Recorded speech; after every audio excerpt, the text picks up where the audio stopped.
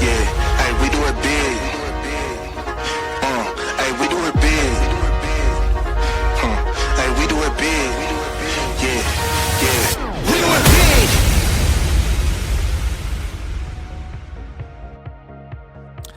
Salut tout le monde et bienvenue au podcast des Blue Jays, édition du vendredi 24 avril 2026. On vous rappelle que ce podcast est diffusé sur la télé de Rogers à Ottawa chaque vendredi. Gavino Defalco avec mon bon ami, le journaliste sportif Jérémy Filosa. Comment ça va, Philo? Ça va très bien. Le soleil commence enfin à sortir. Un petit peu de chaleur, pas trop. Un petit peu de chaleur ici au Québec alors qu'on suit nos Blue Jays qui se réchauffent eux autres aussi un petit peu, hein? Un petit peu. Pas beaucoup, un petit peu. Quand on a quitté, la semaine dernière, les Blue Jays avaient un dossier de 7 victoires, 11 défaites. C'est maintenant 10 victoires, 14 défaites. Ils ont perdu la série précédente la fin de semaine dernière. Ensuite, ils ont gagné 2 matchs sur 3 contre Anaheim. Donc, toujours 4 matchs sous la barre de 500. On arrive au mois de mai. Je pense pas que les Blue Jays vont jouer pour 500, mais quand même, on a vu des choses encourageantes. Une séquence de 3 victoires consécutives avant de perdre le dernier match contre les Angels d'Anaheim. Le tour de table, es-tu content de ta semaine des Blue Jays, mon Philo? Ben, ça s'en vient quand même un petit peu mieux, là. Tu sais, j'ai vu des choses qu'on voyait un peu plus. Genre, j'ai commencé à reconnaître un peu les Blue Jays de la saison dernière. Notamment, on va parler de Nathan Lucas qui s'est replacé. Ça, c'est super important. On reconnaît le joueur qu'on avait vu la saison dernière. On va parler de lui. Guerrero, même s'il ne frappe pas pour la puissance, seulement 2 circuits, sa moyenne au bâton est extrêmement élevée, parmi les meilleurs frappeurs de coup sûr du baseball majeur. Et j'ai revu un petit peu de baseball de situation, du petit baseball avec nos amis Straw, Heinemann et Lucas qui ont généré quand même des points pour aider l'attaque qui a quand même encore certaines difficultés. Alors, un petit peu plus d'optimisme cette semaine, disons. Parce que disons que les bâtons sont encore un peu et très timides du côté des Jays. Regardez les statistiques générales au 25e rang des majeurs avec seulement 95 points de marqués depuis le début de la saison. On a accordé 120 points. Donc, au différentiel de points, fait froid. C'est moins 25. C'est une température du Nunavut du côté des Blue Jays. On frappe pas beaucoup de longues balles, seulement 19 coups de circuit. Pour les hommes de John Schneider, c'est bon pour le 23e rang. Regardez les meneurs, là. Bon, Vladimir, 337 de moyenne. Une bonne saison, mais j'aimerais qu'il frappe un peu plus la longue balle, lui qui a seulement 2 longues balles depuis le début de l'année. Parce que Okamoto domine la colonne des coups de circuit avec seulement 3. Il faut dire qu'au camp d'entraînement, les Blue Jays frappaient des balles à 500 pieds du marbre. Vladimir, 12 points produits. Jimenez, 4 buts volés. Et le bonheur chez les victoires, Philo, Tyler Rogers en a une. Donc, je pense qu'il y a 10 lanceurs différents du côté des Jays qui ont une victoire chacune. Rien pour écrire à sa mère. On parlait de Dylan Cease, on parlait un peu de controverse et tout ça. Mais il faut commencer par le dossier chaud, Philo. Le releveur numéro 1 des Blue Jays de Toronto qui n'est plus l'ombre de lui-même. Il avait connu quand même une saison en dents de scie en 2025, mais là, il n'y a plus rien qui fonctionne pour mon ami Jeff Hoffman. Parle-moi de son utilisation depuis le début de la saison et combien de temps qu'on va être patient avec ce lanceur-là? Ben, écoute, j'écoute les médias de Toronto, puis honnêtement, je sais pas c'est quoi leur problème. Tu sais, je veux dire, on se casse la tête à savoir quel rôle on devrait lui donner, tu sais, la 7e, la 8e, la 9e. Hey, il n'y en a plus de rôle pour Jeff Hoffman spécifique présentement. Je trouve que le gérant l'aide pas vraiment beaucoup, là. Honnêtement, place-les dans des situations de match où il peut se casser la gueule et c'est pas dramatique. Tu sais, le fameux premier match, là, dans la série contre... Je crois que c'est Anaheim, où Gausman arrive au Montelot. C'était pas Anaheim, c'était la série précédente, le dimanche, où les Blue Jays marquent 8 points en première manche et tout ça.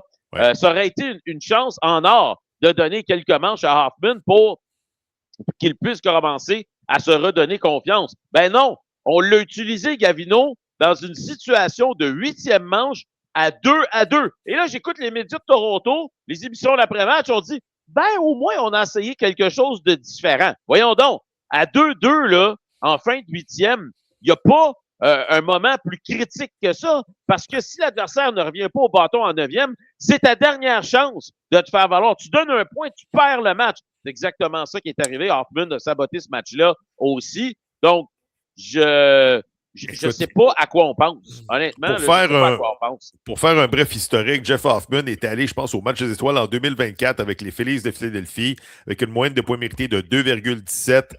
L'hiver, il signe comme joueur autonome avec les Blue Jays un contrat de 3 ans. Donc, il est rendu maintenant à 33 ans, Jeff Hoffman. C'est pas un gars de 22-23 ans. Je pense qu'on a déjà vu son pic, comme on dit. Jeff Hoffman, regardez les statistiques depuis le début de la saison. C'est 7,59 de moins de points mérités.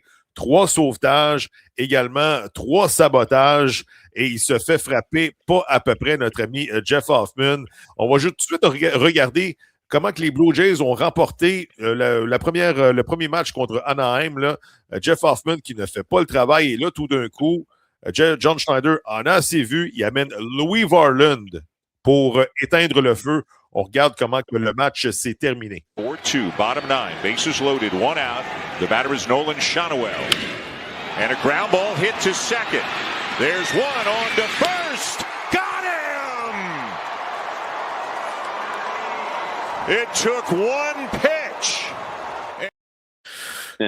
Non, mais plus rapide, un retrait. Varland qui pratiquement se réchauffe pas, arrive justement là, dans le match et fait le travail. Louis Varland, c'est pas compliqué, c'est une moyenne de 0,00 depuis le début de la saison. Si on avait à nommer un joueur de l'année chez les Blue Jays, ce serait entre lui et Dylan Cease, tout simplement fumant. On en parle, disons, depuis le début de la saison, du rôle de pompier chez les Blue Jays. T'en souviens-tu, au camp d'entraînement, je t'avais dit combien de temps John Schneider va être patient avec Jeff Hoffman. Et même chose, les journalistes de Toronto qui posent des questions à John Schneider après les rencontres, et John Schneider continue à dire « J'ai confiance en Hoffman. J'ai confiance en Hoffman. » Je m'excuse, là, mais tu sais, à un moment donné, pouce, mais pouce égal, moi, je n'y crois plus à Jeff Hoffman, Philo. Ben, écoute, parce que là, au moins, il a ouvert la porte, là, après sa dernière performance. Il a dit « On va devoir s'asseoir et avoir une conversation. » Mais moi, là, honnêtement, j'ai jamais compris dans une équipe la nécessité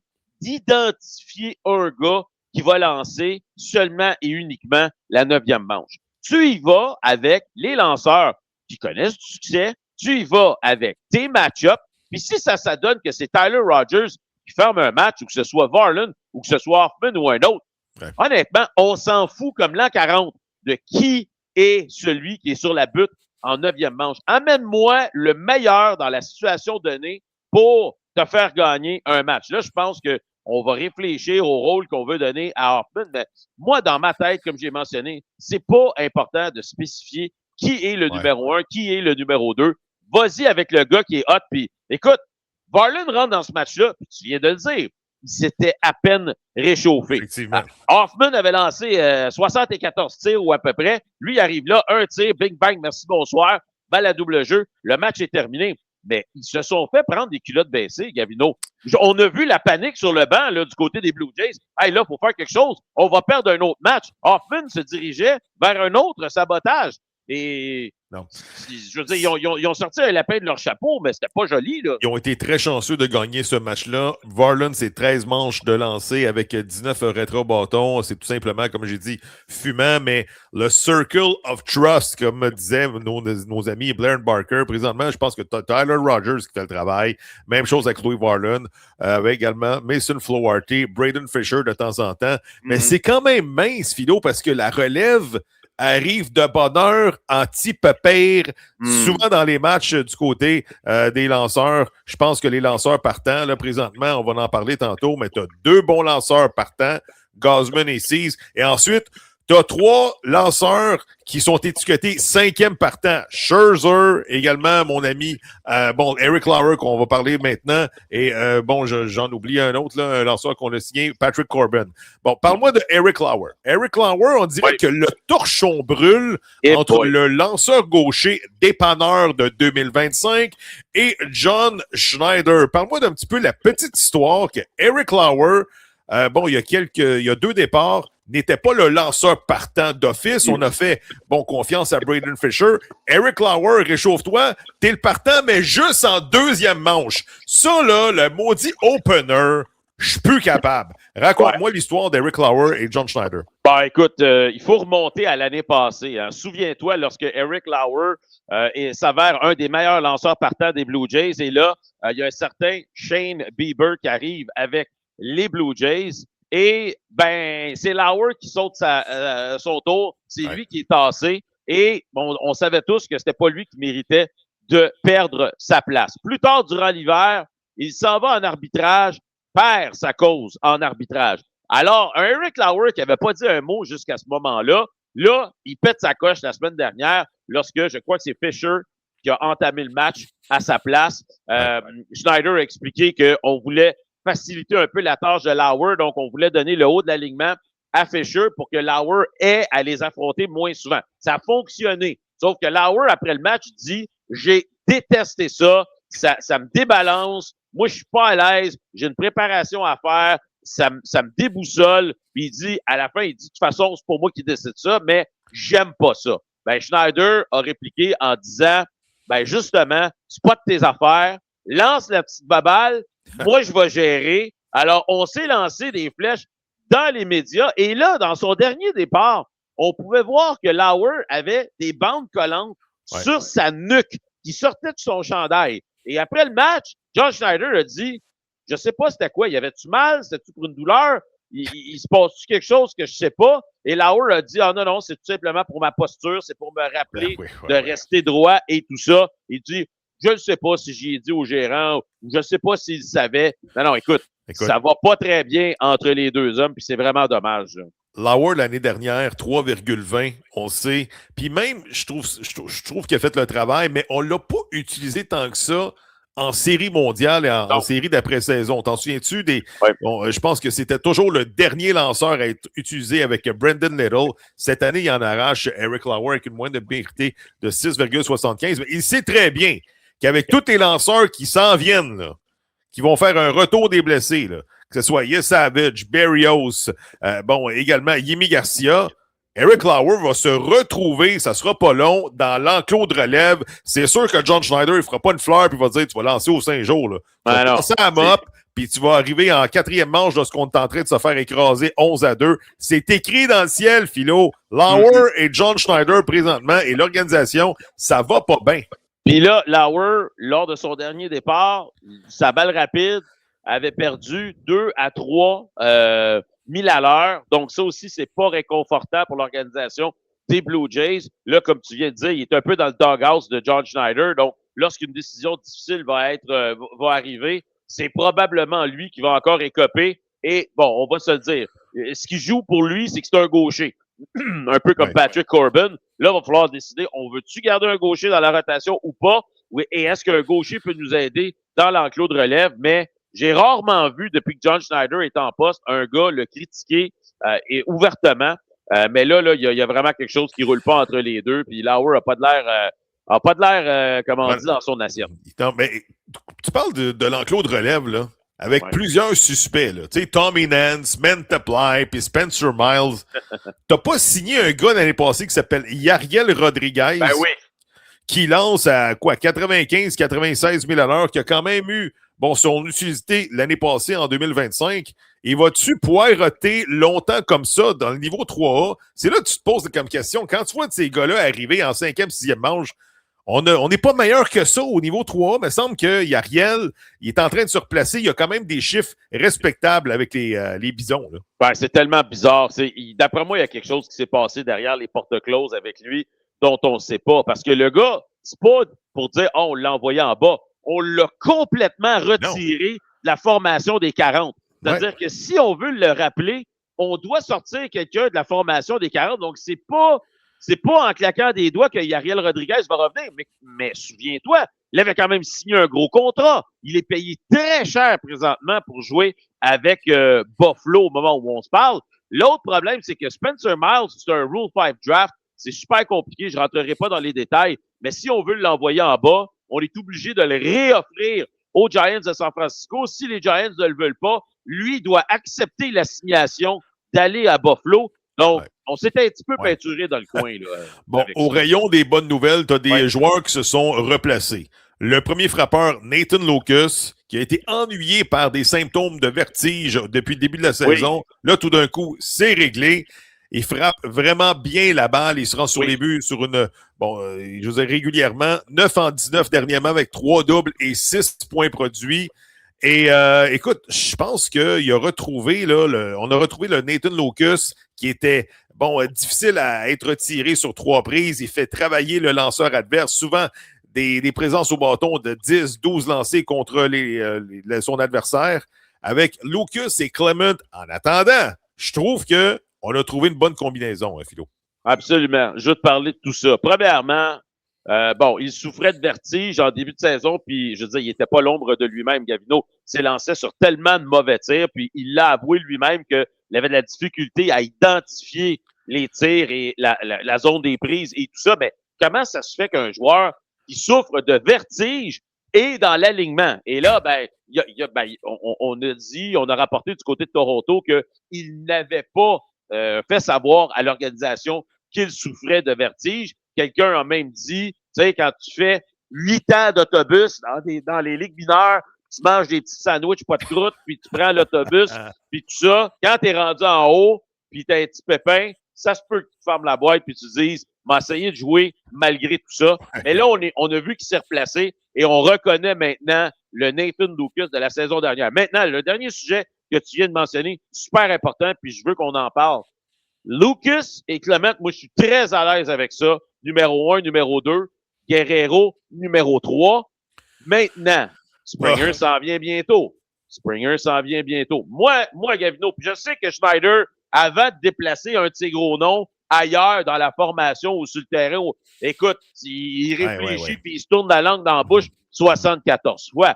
Mais il n'y a personne pour protéger Guerrero dans cet alignement présentement-là. Puis le seul qui est capable de la sortir une fois de temps en temps et peut-être faire peur aux lanceurs adverses, il s'appelle George Springer. Est-ce que tu places George Springer au 4e rang derrière Guerrero quand il revient? Sans l'ombre d'un doute, je pense que Springer, oui, il a frappé des circuits au premier rang toute sa carrière, mais présentement, t'as pas de Barger, t'as pas de Alejandro Kirk, puis je pense que Kirk, c'est pas un 4e frappeur, t'as pas de Beau Bichette.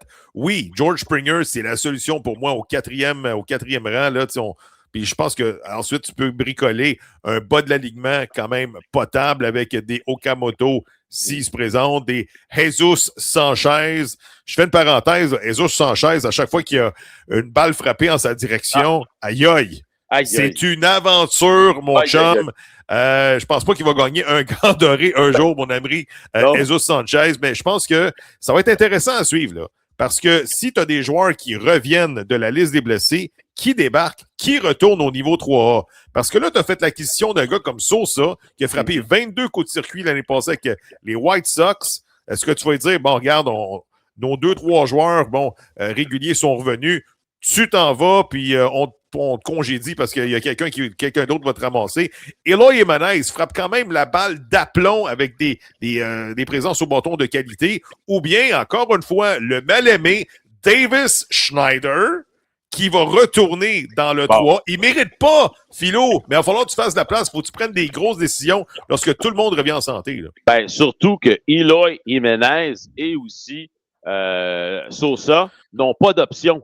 Alors, puis Sosa, là, tu viens de donner là, des joueurs pour aller le chercher. Tu ne le mettras pas, tu ne vas pas le rétrograder puis risquer de le perdre pour rien. Alors, ça va vraiment jouer contre Davis Schneider. Cette situation-là. Ça va être une situation très difficile. Oubliez pas qu'on avait sacrifié quand même un joueur important au camp d'entraînement pour que Davis Schneider soit de la formation parce qu'on trouve que c'est un gars, c'est un body, fait partie de la gang et tout ça. Mais là, tu viens de le dire. Tu te retrouves avec deux joueurs que tu veux pas perdre, qui ont plus d'options et que tu risques de perdre si tu les rétrogrades. Tandis que Davis Schneider, ça pourrait être ta solution facile. On ne voudrait pas le voir partir, mais encore une fois, début de saison. Difficile. C'est ça. On va tout de suite regarder un coup de circuit de Vladimir Guerrero cette semaine et on revient. Vladimir Guerrero Jr. gets it in the air and it is gone. He's always got a little extra hop in his step when he comes to Anaheim. After all the seasons his dad played here, and he got all of that for his second home run of the season. Vladimir Guerrero, 337 de moyenne, seulement 2 coups de circuit, 12 points produits, seulement 5 doubles, aucun triple et une moyenne de présence sur les buts, là, je crois, de 427. Donc, pratiquement une fois sur 2, il est sur les buts, mais il ne vient pas marquer puisque le milieu de la formation avec des Okamoto, Jesus Sanchez, etc., ils ne font pas rentrer. Ouais. Imagine si on avait un 4e frappeur, Philo, il y aurait des chiffres incroyables. Là, présentement, Vladimir, son élan, encore une fois, là, ça ressemble un petit peu à l'élan là, de la saison régulière 2025. Pas capable de soulever la balle avec autorité pour aller frapper des balles à 450 pieds du marbre. Souvent, des balles frappées au sol. Tu sais, maintenant, ce que tu viens de mentionner, il place tellement souvent la balle en jeu que je suis en train de me demander s'il serait pas mieux placé au 4e rang. Je sais qu'on veut qu'il vienne à la plaque en première manche, mais mettons que tu avais Clement, tu avais Lucas, Clement et Springer comme tes 3 premiers frappeurs. Moi, j'ai confiance qu'il y a un de ces gars-là qui se rentre sur les buts et Guerrero pourrait être là pour les faire rentrer. Maintenant, la question que je te pose, Gavino, si Guerrero, là, c'est ça, parce que moi, je pense pas que Guerrero va redevenir un frappeur de 45-50 circuits, là. Si Guerrero, c'est ça pour les 15 prochaines années, un gars qui frappe 320, qui va frapper 200 coups sûrs, qui va produire 85 points, qui va frapper 20 circuits. Ben, je vais être déçu en tabarouette. Okay. Si c'est ça. Parce que moi, je m'attends à 35-110 à chaque année. Là, si tu me dis que c'est 15-85, écoute, tu ne feras pas les playoffs souvent, là.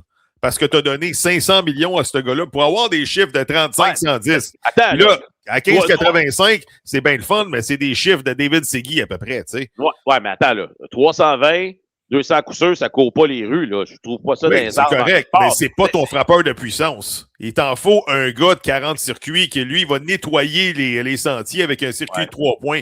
Puis il n'y a pas beaucoup de circuits de 3 points avec les Blue Jays depuis le début de la saison. C'est 3 coups sûrs par manche, 1 point ou bien aucun point.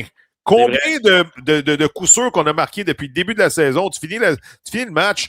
Blue Jays ont frappé 12 coups sûrs, ont laissé 15 coureurs sur les buts, 5 lignes 4-2. C'est non, vrai? Ça, c'est inacceptable, Gavino. C'est inacceptable, oui, puis tu as raison, on le levait à plusieurs reprises, des matchs où on termine avec 10, 12 coups sûrs, on sort de là avec 1 ou 2 points seulement. Ça, c'est la responsabilité du gérant. Je suis désolé, là, mais tu as du trafic sur les sentiers, tu es capable de générer des choses. Ou tu peux t'asseoir là puis attendre de coup sûr opportun. On en a parlé à plusieurs reprises. Pour moi, ça paraît mal sur le gérant quand tu as autant de coups sûrs et de trafic sur les buts, tu n'arrives pas à marquer des points. D'ailleurs, il faudrait quand même aussi que les frappeurs des Blue Jays, une fois de temps en temps, ramassent un but sur balle, ce serait le fun aussi. Là. Dernier volet de l'émission, on parle tout de suite de Dylan Cease. On regarde quelques images. Up there, 2. Strike 3 call. Great resource. Swing and a miss. He does. 0-2. Got him. Like that. Strike 3 call. Most recently, that helps. Great pitch. Got him. He's not. And did Trout go around? He did. Strike 3 call. 3-2. Got him. Perfectly located fastball. Performance incroyable de Dylan Cease. Cease qui est au premier rang des lanceurs partant avec 44 retraits au bâton dans les majeurs cette année. Tout simplement fumant, Philo. Je veux dire, on n'a rien à reprocher à Dylan Cease qui est une bonne signature. Présentement, je pense que dans le match contre Anaheim, 5 manches de travail, 12 retraits au bâton. Donc, des 15 retraits qu'il a effectués, 12 sur 3 prises. Il y a une moyenne présentement de 15 retraits au bâton, 0.4 par 9 manches. Par contre, en 5 départs, seulement un départ de qualité, c'est-à-dire 6 manches, 3 points et moins. Il ne se rend pas jusqu'en 6e parce qu'il retire tout le monde sur 3 prises. Il est rendu à 100 lancés après 5 manches, viens t'asseoir. Oui, exactement. Puis, je veux dire, on n'est pas ici là pour cracher dans la soupe parce que il fait un excellent travail, il faut le mentionner. Mais s'il y a une petite chose sur laquelle il veut travailler, puis la raison pourquoi il est venu avec les Blue Jays, c'est qu'il pensait que les instructeurs des Blue Jays allaient pouvoir l'aider à justement réduire son nombre de tirs par départ pour qu'il puisse aller lancer 6 manches et plus. Pour l'instant, on n'a pas encore trouvé la solution, la clé, mais Gavino, je veux dire, moi, là, 5 manches de travail, tu donnes aucun point, puis tu retires 12 gars sur des prises, on va prendre ça à tous les jours. Il n'y en a pas de problème. C'est pas parfait. Il va continuer d'essayer de s'améliorer pour lancer plus longuement, mais pour l'instant, il fait amplement le travail. Maintenant, la question, j'ai les lanceurs partants. Berrios a lancé cette semaine au niveau A. Ça s'est bien passé. 4 manches lancées, il a donné 3 coups sûrs, 5 retraits sur des prises, aucun point. Bon, tu vas me dire, c'est le niveau A, c'est vrai. Moi, je vois pas José Berrios obtenir ben plus qu'un autre départ à Buffalo. Si ça va bien, il est en haut. Yes, Savage, il lance plus de tirs, 47, 48, 49 tirs, mais il se fait frapper. Domine rien. Points, domine pas. Domine rien. Encore une fois, au niveau 3A, 2 manches et 1 tiers, 4 points, 2 mérités, 2 retraits au bâton. Oui, effectué 64 lancés, mais en même temps, s'ils sont en plein camp d'entraînement, là, tu sais, l'enclos de relève va être hypothéqué, pas à peu près, lorsque ces joueurs-là vont arriver. Je pense pas qu'ils vont arriver puis ils vont lancer 120 lancés puis ils vont lancer 8 manches et 2 tiers. Là. Je pense pas. Moi, personnellement, la manière que la rotation roule présentement, parce qu'on va se le dire, même Scherzer et Lauer, c'était pas catastrophique là, dans la dernière semaine, OK? Si la rotation continue de rouler comme elle fait présentement, moi, je prends mon temps avec ça. Je dis, regarde, vas-y avec un autre départ à Buffalo. Ouais. On veut te voir dominer avant vraiment de te ramener parce qu'on a des options en haut quand même. Berrios, ça va être plus compliqué parce que s'il s'en va à Buffalo puis il lance un bon match, tu pourras pas le garder en bas longtemps. Il va falloir que tu le remontes. Mais ça, c'est des décisions compliquées qui s'en viennent dans les prochains jours. Springer va revenir au jeu bientôt. Barger, on l'espère dans une semaine, ça commence à être long. Ouais. Ton affaire Barger, là. Oui, je sais. On a besoin d'un frappeur gaucher présentement parce que je pense pas que Jesus Sanchez, c'est la solution. Philo, on va terminer l'émission en regardant le catch de l'année par un fan. On regarde. This will go foul. It's hit a long way. Tatis was dancing off at first. Oh, man. That guy's all right. He got a baseball. He's got a headache. Ouch. He's like, I'm good. I'm good, I think. I'm going to play it off even if I'm not good. Aïe aïe! C'est malade. Sérieusement, là, tu sais, tomber entre 2 dossiers à la renverse. Je sais pas si c'était commandité par Flexoflex, mais aïe aïe, ça a dû faire mal le lendemain matin. En tout cas, on a souvent vu des Jim Edmonds là, effectuer des catchs spectaculaires aux chansards comme ça. Mais au moins, il tombait sur du gazon ou sur du turf. Lui, là, c'était directement entre les bancs. Aïe aïe! Non, oui. Ça a dû faire mal le lendemain. Mais au moins, il y a un souvenir, il y a une balle. Voilà ce qui complète le podcast des Blue Jays de l'édition 24 avril 2026. Continuez à nous suivre sur tous les réseaux sociaux inimaginables, X, Facebook et YouTube. Au nom de Jérémy Filosa ici, Cafino qui vous dit à très bientôt et Go Jays Go! À très bientôt. Bye bye.